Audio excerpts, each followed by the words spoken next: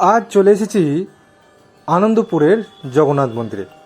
12ই মে 2025 সালে নির্মিত হওয়া এই জগন্নাথ মন্দির।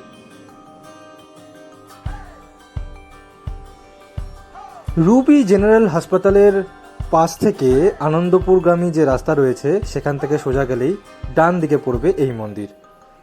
নিয়ারেস্ট মেট্রো রেলওয়ে স্টেশন হচ্ছে Hemanta Mukherjee metro railway station. Rajasthan দিয়ে আগত পাথর দিয়ে নির্মাণ করা হয়েছে এই পুরো মন্দিরটি। কলিঙ্গ স্থাপত্যের কিছু নিদর্শনও এই মন্দিরে পাওয়া যায়।